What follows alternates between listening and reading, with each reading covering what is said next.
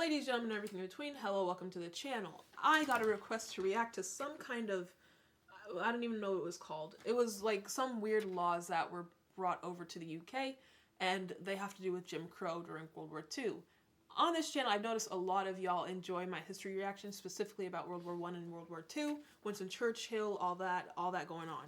And so I was like, okay, I'll do another one. Did I know that well, yes, I knew that African Americans were being persecuted, I guess you could say, in America during that time, but I didn't know that it went worldwide. So we're going to learn about that, see how it transpired from our alliance over here all the way to Europe during the war. Let's see. Subscribe if you're new here, like this video, and here we go.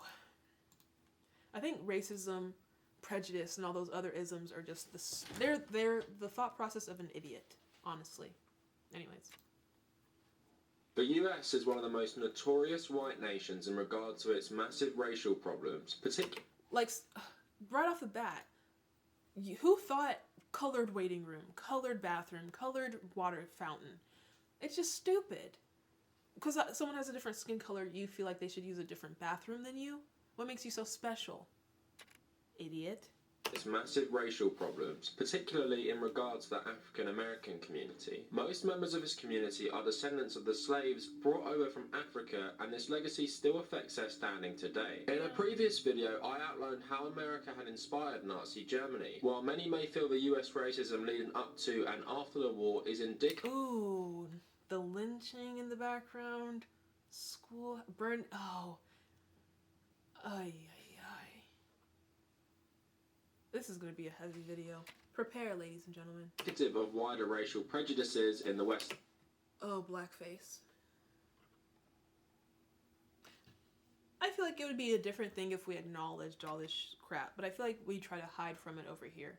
Like, it would be, everybody always says, why you gotta bring up race? It's because if we don't bring up race, everyone's gonna keep acting like nothing happened, and the same stuff will continue to happen. Like, just acknowledge it, and we can work towards the future. But if you don't acknowledge it, you can't just move past it. You know what I'm trying to say? World. The story I am about to go into detail shows this isn't the case. This story focuses around a standoff between white and black American troops stationed in Lancashire, England, as they no doubt prepared for the invasion of mainland Europe. Alan Rice, the professor of English American Studies at the University of Central Lancashire, outlines it in an online article I will link in the description. So we were beefing even over in England during war. Priorities, people. Ridiculous.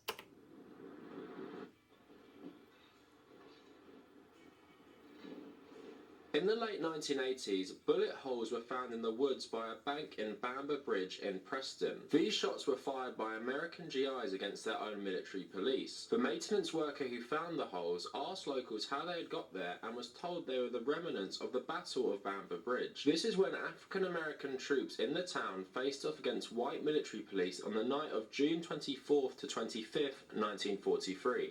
Bamber Bridge led to the death of Private William Crossland, and 4 other African-American soldiers were injured in the 5-hour confrontation. It overall led to the conviction of 27 black American soldiers. Of course. I was in the... What the? Animation? 3rd Platoon Company C of the 614th Tank Destroyer Battalion during World War II. Happy Easter, Adolf. Drop a bomb on his ass. But I still carried a gun. Every man in our company was black.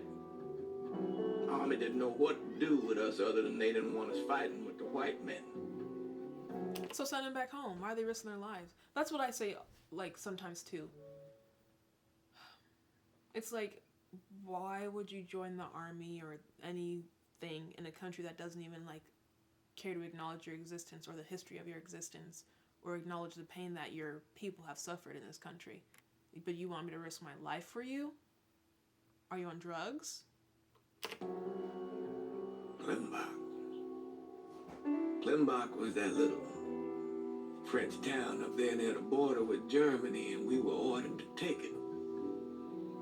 Now the Krauts took out 3 of the 4 anti-tank guns we had, but there was no way in hell we were letting them get the better of us. We were determined to show we was just as good, if not better, than every other soldier in the service. Between November 1943 and February 1944 alone, there were 44 more clashes following the Battle of Bamber Bridge. This was helped by black soldiers seeing Britain and comparing it to the US. Despite its own racial problems, Britain was non-segregated, and the black soldiers were generally welcomed as fellow fighters against fascism, rather than being treated as expendable and subhuman like they were by the US Army. True. So while it was like a white versus black issue in America, it was like a white versus Indian issue, so a completely different situation. And I just say that based on what I heard about Queen Victoria and her servants. So if you don't know about that, look it up. But yeah. So it's nice to know that the African Americans were welcomed in Britain. America. On the evening of June 24th, 1943, both black and white troops were in the local pub in Bamber Bridge. Words were exchanged between the two groups, and the military police arrived and tried to arrest black soldier Private Eugene Nunn for not wearing his proper uniform. However, a close-by white British soldier challenged the military police, asking, "Why do you want to arrest them? They're not doing anything or bothering anybody." The incident then escalated into a fistfight where the military police were beaten back. When they returned with reinforcements, a battle developed with Private William Crossland being shot in the back. When rumours spread back at camp that black GIs had been shot, scores of black GIs formed a crowd, with some carrying rifles. Okay, no. That's not how I personally... I would have said, okay, I'm not dealing with this. I'm going back home. Or I'm staying in England. Well, you can't even stay in England because you're at war. And you can't go to America because they're at war too. Gosh dang, rock in a hard place. But if you can't even, like, appreciate my presence here, I'm risking my freaking life, leave me alone. I don't want anything to do with you. Midnight, more military police arrived with a mounted machine gun on a jeep. This prompted more black soldiers to draw rifles, barricading themselves in their camp, while others fled back into the town, leading to shootouts in the street. Many of these black soldiers... So stupid. You're sitting here trying to fight the Nazis, but you're also fighting your own team. Ugh. ...had also been incited by the Detroit race riots on June 20th, where black men were attacked and killed by local police. The British... Isn't it crazy how this is like the 1960s, and it's still the same headlines going on today? 2021, 2020? Same headlines. In the streets, rioting... death by police, same stories. Nothing has changed. And why has nothing changed? Because we refuse to acknowledge what's actually happening. Amen.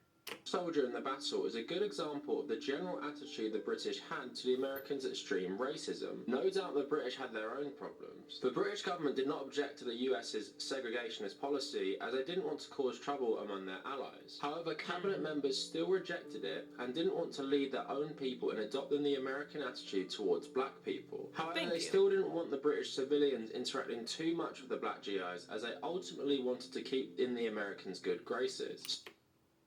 But it's wrong. Wrong is wrong, period. Whether it's an alliance or not. Bad taste in my mouth. Some British civilians did take inspiration from Jim Crow in their treatment of the African American guests. Black GIs reported some bars and inns did not allow them entry in places like Suffolk. That's where because whenever we talk about these kind of issues, I always say, where did the no Irish signs come from? So the Irish in England had their own issues that we've reacted to, but no Irish, no blacks, no dogs. The fact that you can put the Irish and blacks on the same sign as a freaking animal.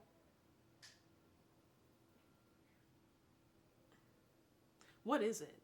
Like, genuine question. What was the issue? Why did everybody hate black people? Or why do a lot of people still hate black people? I don't understand it. Because when you think about it, plastic surgery to get the big asses, get the big lips, the music, the dancing, the culture, everybody seeks after it, but nobody likes black people. I don't understand. Vicar's wife in another part of England drew up a 6-point code that was designed to keep black soldiers out of her village. While the British public at times accepted Jim Crow in some instances to appease their guests, there are many instances where they rebuked it. The vicar's wife I just mentioned caused outrage in her community, who then told a local paper that any coloured soldier who reads this may rest assured there is no colour ban in this country, and he is as welcome as any other Allied soldier.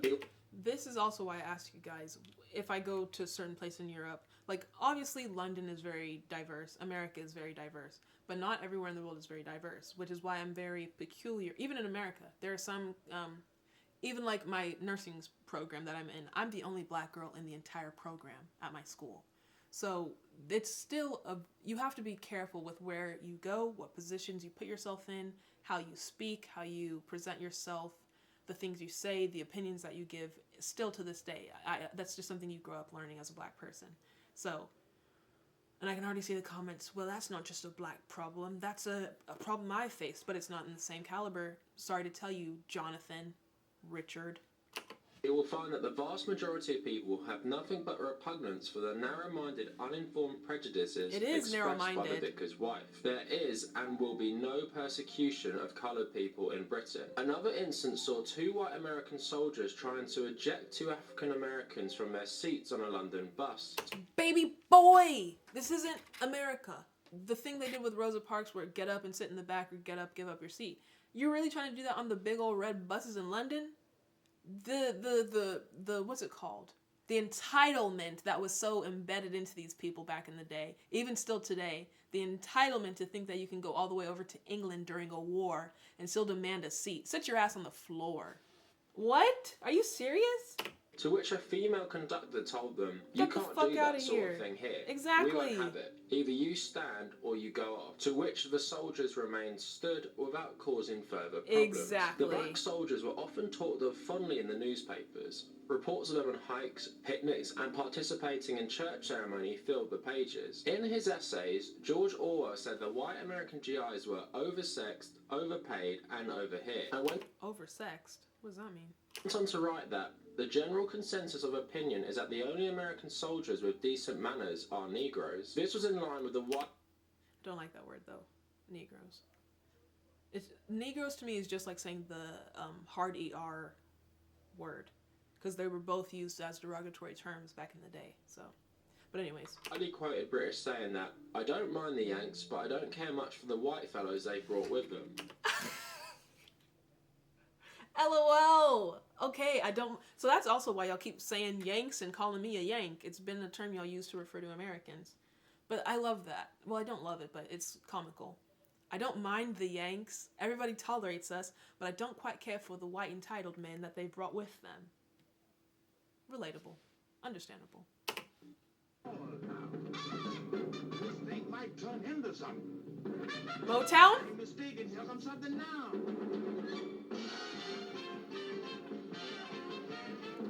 Jeez, the footwork.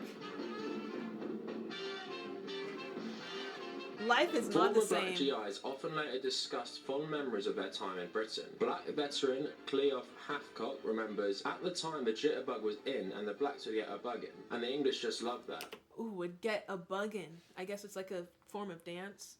Whenever he says jitterbug, I think of the song Wake Me Up Before You Go Go.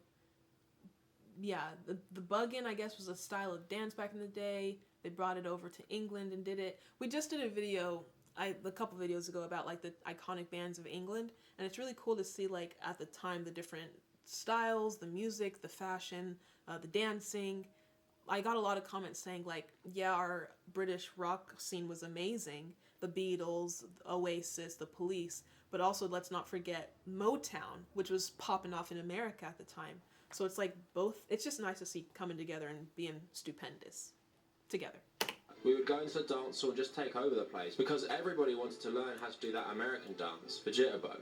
They went wild over Black dance, not American dance. that. Another author, Anthony Burgess, who spent time in Bamber Bridge during the war, said that when the US military authorities demanded that the town's pub impose a colour ban...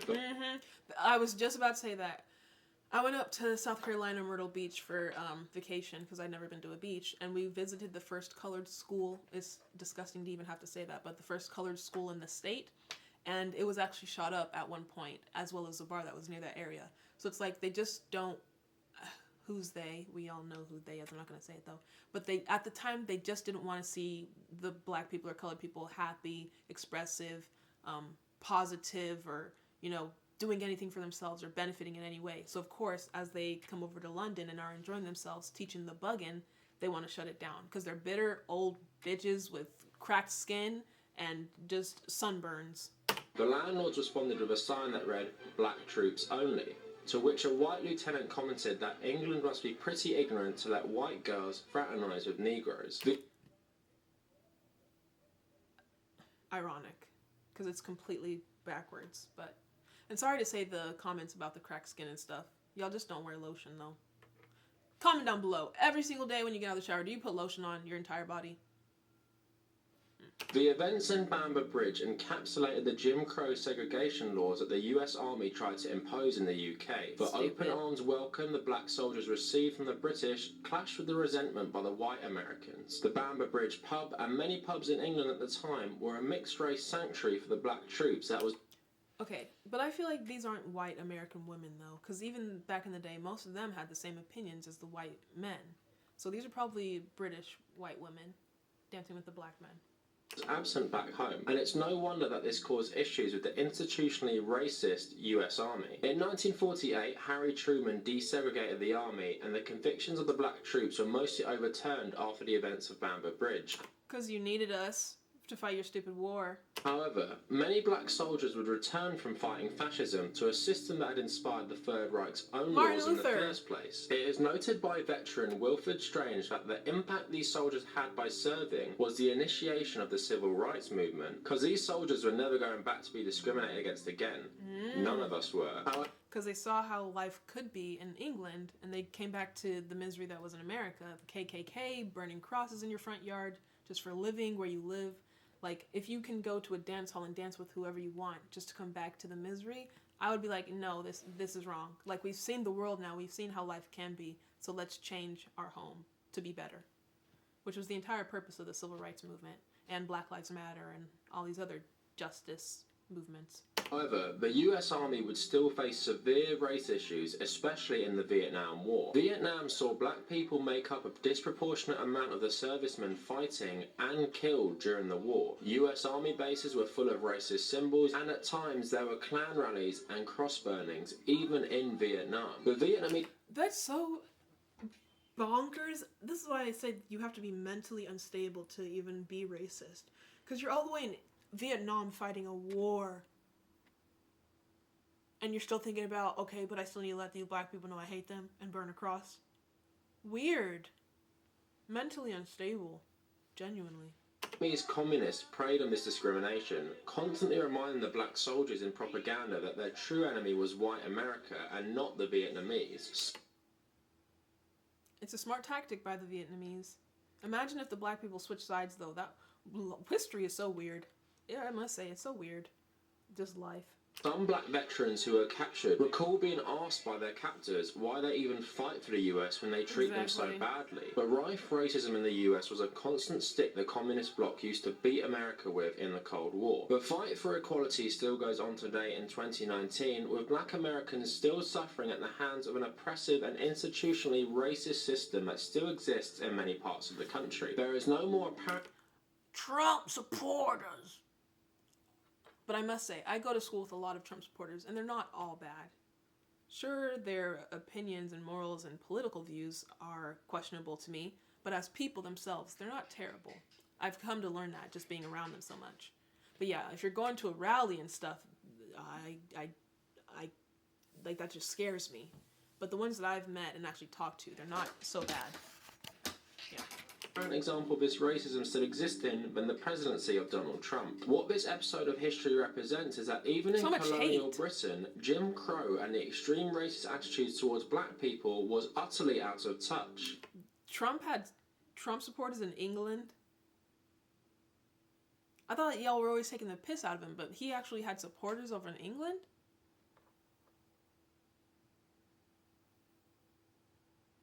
Y'all are supposed to be smarter than us. That's wild.